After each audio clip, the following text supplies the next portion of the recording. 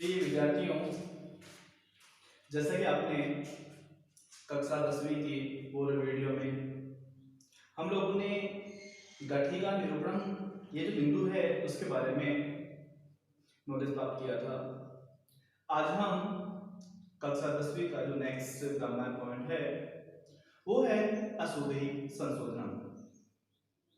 जैसा कि हमारे विद्यार्थियों को विद्यालय कक्षाओं के माध्यम से पूर्व में बिंदु पढ़ाया हुआ है और बहुत अच्छे से समझाया हुआ है। आज पुनः ऑनलाइन क्लासेस के माध्यम से मैं आपको इस बिंदु के बारे में गहन चर्चा करने जा रहा हूँ। आइए हम सब बात करते हैं अशुद्धि संशोधन के विषय में। प्रिय विद्यार्थियों, जैसे कि आप जानते हैं अशुद्धि संशोधन हमारी जो भाषा है वो भाषा है संस्कृत।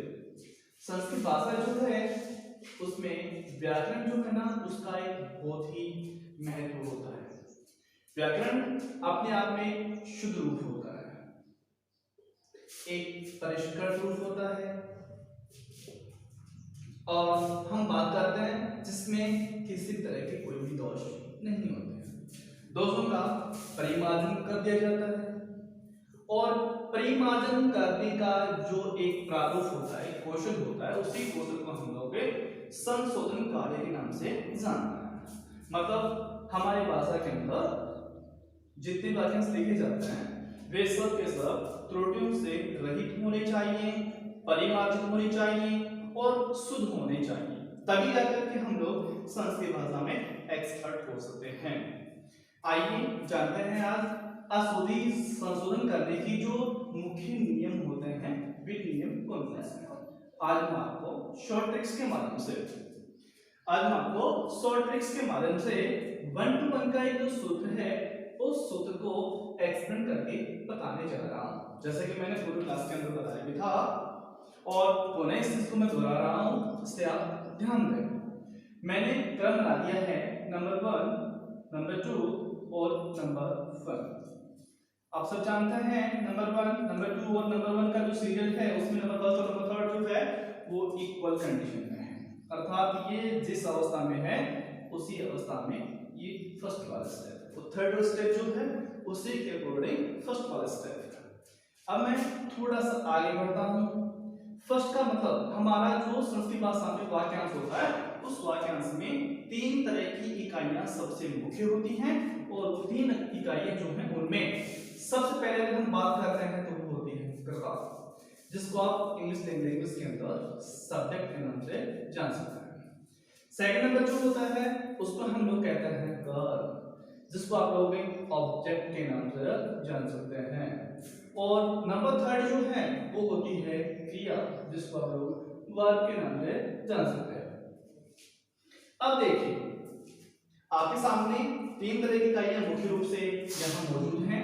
नंबर फर्स्ट है कर्ता, नंबर सेकंड है कर्म और नंबर थर्ड है क्रिया। अब देखिए मैं आपको इन 3 इकाइयों को एक सूत्र के रूप में पिरो देता हूं, जिससे आपको अपने वाक्यांश के अंदर जो भी मूल त्रुटि होगी उसको शुद्ध करने में, उसको त्रुटि रहित करने में कहीं कोई समस्या उत्पन्न नहीं होगी। देखिए नंबर 1 में डाला है और नंबर 1 में मैंने डाला है, ये फर्स्ट नंबर पे है और ये थर्ड नंबर पे है। फर्स्ट वाला जो सीरियल है उसमें हम यहां पे रखेंगे कर्ता, जिसको मैंने अभी इंग्लिश भाषा में नाम दिया है सब्जेक्ट का। नंबर सेकंड जो है उसको नाम दे रहा हूं मैं कर्म, कह सकते हैं ऑब्जेक्ट। नंबर फर्स्ट जो है जिसको थर्ड नंबर दिया हुआ है वो है हमारी क्रिया, जिसको आप लोग वर्ब के नाम से जान सकते हैं। सुनिए इसके नियम हमें क्या बता रहे हैं कि कर्ता कारक जो होता है, अगर हम बात करते हैं संज्ञा में तो संज्ञा का सीधा सा मतलब जो होता है वो होता है इंग्लिश में नाउन, जो किसी नाम की हम पहचान करवाती है। कर्ता की जो स्थिति होती है उसमें हमेशा क्या है कि प्रथमा विभक्ति, और प्रथमा विभक्ति के जो वचन होते हैं उसमें अगर एक वचन की स्थिति है, द्विवचन की है या फिर बहुवचन की स्थिति है। अगर हम बात करते हैं हमारे सर्वनाम शब्दों के बारे में, जिनको हम लोग प्रोनाउंस के नाम से जानते हैं। स्थिति में वो बात है कि ये जैसे स्टेप होता है, प्रथम पुरुष के अंदर चलते हैं। पुरुष में जैसे बात हुई है, एक वचन है, द्विवचन है और बहुवचन है। अगर इसी का सिस्टम मध्यम पुरुष में चल रहा है तो मध्यम पुरुष में एक वचन है, द्विवचन है और बहुवचन है। ऐसे बात करते हैं उत्तम पुरुष में है अगर हमारा सब्जेक्ट, तो फिर वो एक वचन है, द्विवचन और बहुवचन है। ये आदत आप लोग समझ गए होंगे। अगर बात करते हैं संज्ञा के बारे में तो वो हमेशा विभक्ति के अकॉर्डिंग ही आएंगे, और बात करते हैं सर्वनाम प्रोनाउंस के बारे में तो वे हमेशा पुरुष और वचन में ही आएंगे। देखते हैं आप नंबर 7 जो है वो कर्म। कर्म में हमेशा द्वितीय विभक्ति एक वचन का रूप ही काम में लिया जाता है, तो ये बात आपको इंपॉर्टेंस ध्यान रखनी है। नंबर 3 पे जो नंबर 1 लिखा हुआ है, इसका मतलब आप समझ रहे हैं, जैसे मैंने पूर्व बताया था, ये दोनों नंबर जो हैं इक्वल हैं, इनमें कोई भिन्नता नहीं है, मतलब किसी तरह की कोई भी अंतर यहाँ पे हमें दिखाई नहीं दे रहा है।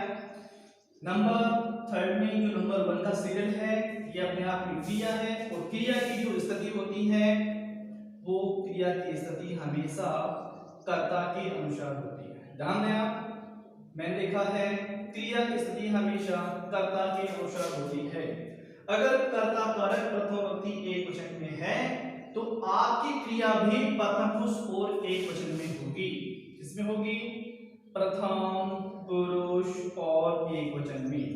यदि वो प्रथम विभक्ति और द्विवचन में आ रहा है तो यहाँ आपका स्टेप भी द्विवचन क्रिया में रोटेट होगा, और अगर वो प्रथम विभक्ति बहुवचन में आ रहा है तो आपकी क्रिया भी प्रथम पुरुष और बहुवचन में होगा। अगर हम बात करते हैं सर्वनाम शब्दों के बारे में तो विशेष ध्यान दें, अगर आपका सब्जेक्ट, आपका प्रोनाउंस प्रथम पुरुष और एक वचन में है तो आप लोग भी प्रथम पुरुष और एक वचन की क्रिया ही काम मिलेंगे। द्विवचन आ रहा है, द्विवचन काम मिलेंगे, और बहुवचन है तो आप लोग बहुवचन की काम में मिलेंगे। मतलब आपका नंबर फर्स्ट सीरियल और नंबर थर्ड सीरियल दोनों इक्वल होने चाहिए। अगर ये दोनों इक्वल हैं तो हमें किसी भी तरह की कोई भी समस्या का सामना नहीं करना होगा। अब देखिए, मैं आपको ट्रायल एक छोटा सा एग्जांपल जो है वो बना के बताता हूं। कैसे? सुनिए। जैसे हमारा वाक्यांश है, राम घर जाता है। ये हमारा वाक्यांश जो है ये नाउन डिपेंड वाक्यांश है, अर्थात संज्ञा से संबंधित वाक्यांश है। अगर हम इसको बात करते हैं ट्रांसलेटर के बारे में, संस्कृत लैंग्वेज के बारे में, अनुवाद के बारे में, तो देखिए राम अपने आप में यहाँ एक कर्ता है, घर अपने आप में यहाँ एक कर्म है, और जाता, ये जाना जो है ये अपने आप में क्रिया है। प्रिय विद्यार्थियों ध्यान दीजिए आप लोग, राम, जैसे मैं बताया राम घर जाता है, तो राम यहाँ पे सिंगुलर नाउन है, प्रथम विभक्ति एक वचन में आ रहा है, और राम के द्वारा ही घर जाने का जो कार्य है वो किया जा रहा है, वो भी प्रेजेंट टाइम। तो राम के लिए आप यहाँ वैसे क्या बनाएंगे? राम है बनाएंगे, ठीक है। घर हमारा ऑब्जेक्ट है, किसमें रोटेट करना है आपको? द्वितीय में रोटेट करना है। क्या बनाओगे आप? ग्रहण, तो राम है ग्रहण। अब जाता है तो राम है ग्रहण गच्छति, ये हमारा वाक्यांश हो गया। राम है ग्रहण गच्छति, राम घर जाता है। ये वाक्यांश यहाँ पे शुद्ध अवस्था में रखा गया है। अगर मैं यहाँ पे गच्छति जो हमारी क्रिया है इसको यहाँ पे नहीं रखते हुए और इस क्रिया को मैं यहाँ पे गच्छति की क्रिया मध्यम से उसमें चेंज कर देता हूँ तो हमारा ये सेंटेंस एक अलग ही अर्थ देने लग जाता है। मतलब राम घर जाते हो, तो हो की आवृत्ति जो है ना ये हमेशा मध्यम पुरुष और एक वचन के अंदर आती है और हमें इसी माध्यम से पहचानना है। सेकंड नंबर देखिए, प्रोनाउन में चेंज कर रहा हूं। जैसे सुनिए, वह पुस्तक पढ़ता है। वह पुस्तक पढ़ता है, वह अपने आप में प्रोनाउंस है, पुस्तक ऑब्जेक्ट है और पढ़ना अपने आप में वर्ब है। चेंज करते हैं, ध्यान दो, वह पुस्तक पढ़ता है मतलब पुल्लिंग संज्ञक योग सर्वनाम शब्द में चेंज हो रहा है। यहाँ पे आप सब जानते हैं तत्शब्द जो होता है उस तत्शब्द को हम लोग यहाँ पे चेंज करते हैं तो हमारे पुल्लिंग सर्वनाम शब्द में प्रथम पुरुष एकवचन रूप जो होगा वो क्या आएगा, स है। पुस्तक ऑब्जेक्ट है, द्वितीय नोट करेंगे, क्या बनाओगे आप, पुस्तकम बनाओगे। अब क्या है, पढ़ता है, सह पुस्तकम पठति, यानी संस्कृत की जो क्रियाएं हैं उनमें पठ क्रिया यहाँ मुख्य रूप से काम में ली जा रही है। हिंदी भाषा में जैसे हम लोग बनाते हैं, पढ़ना है, लिखना है, चलना है, फिरना है, इन सब में हम ना नाम का जो एक प्रत्याहार होता है उसको जोड़ करके और हिंदी से योग बनाते हैं, या फिर संस्कृत क्रियाओं को हिंदी से इसका चेंज कर सकते हैं। तो ये हमारा एक शेड्यूल है। अब बात करते हैं अशोधी संशोधन कि अशोधी किस तरह की होती है। अशोधी में मूल रूप से हम लोग कर्ता संबंधी जो अशुद्धि है वो हमसे एग्जाम पूछ जाती है। ऐसे मान लीजिए कर्म संबंधी अशुद्धियां पूछ जाती हैं। फिर बात करते हैं क्रिया संबंधी अशुद्धि जो है वो पूछ जाती है। फिर इसके इंपॉर्टेंट जो पार्टिकुलर्स हैं जिनके अंदर हम लोग रखते हैं, एक तो हमारा पुरुष, एक हमारा वचन और एक हमारा लिंग। पुरुष, वचन और लिंग, ये सारे जो पार्ट हैं, ये सारे पार्ट हमारे करेक्शन सॉल्यूशन का जो टॉपिक है उसके लिए अहम हिस्सेदारी बनाए रखते हैं, यानी इनका एक इंपॉर्टेंट मोमेंट्स है। अब देखिए कि ये सब चेंज कैसे होती हैं। जैसे मैं आपके सामने संस्कृत का छोटा सा सेंटेंस यहाँ पे रख रहा हूँ, सुनिए आप। जैसे सह फलम खादामी, ये मैंने यहाँ पे वाक्यांश रखा है। सह प्रोनाउंस है जो कि पुल्लिंग प्रथम पुरुष और एकवचन का बोध करवा रहा है। फिल्म जो कि अपने आप में ऑब्जेक्ट है, द्वितीय विभक्ति एकवचन का बोध करवा रहा है। और खादामी ये हमारी जो क्रिया है, इसी में ये हमारा मूवमेंट ऑफ स्टेप, ये हमारे वाक्यांश को सुटेबल होने नहीं दे रहा है क्योंकि इसके अंदर वर्ग संबंधी क्या आ रही है, क्रिया संबंधी त्रुटि आ रही है। खादामी जो है ये अपने आप में उत्तम पुरुष और एकवचन का ही रूप है और यही रूप यहाँ आने से हमारा वाक्यांश जो उसका प्रारूप चेंज हो गया है। तो हमें इसको चेंज करना है। ध्यान दो कैसे चेंज करेंगे। चेंज करने का तरीका, बदलाव करने का जो तरीका है मैंने बता दिया कि अगर क्रिया में कोई भी अशुद्धि होती है तो आप कर्ता को देख करके उस अशुद्धि को दूर करेंगे।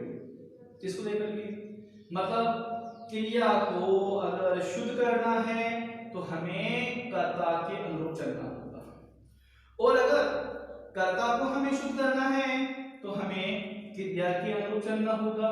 रही बात हमारे कर्म के बारे में, तो कर्म को हमेशा द्वितीय में ही रोटेट करना है, इस बात को आप नहीं भूलिए। देखिए कैसे चेंज करते हैं। स है, ठीक है, फलन है, ठीक है, खादामी। स जो है ये प्रथम पुरुष और एकवचन में आ रहा है, बल्कि हमारी क्रिया जो है उत्तम पुरुष और एकवचन में है और यही त्रुटि है, इसे शुद्ध करते हैं। तो यहाँ पे क्या लिखोगे आप, खाद जो बना प्रथम पुरुष एकवचन में क्या बनेगा, देखो जैसे फॉर्म बता रहा हूं आपको। क्रिया जो है खाद है, खाद में हम क्या जोड़ेंगे, अति जोड़ेंगे, तो हमारा रूप जो है वो बनता है खाद, ये बन रहा है एकवचन। ठीक है, ये इसका क्वेश्चन बनाने का जैसे मैंने आपको सिखाया था।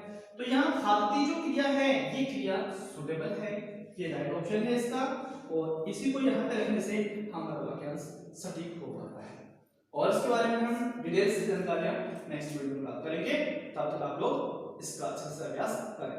धन्यवाद।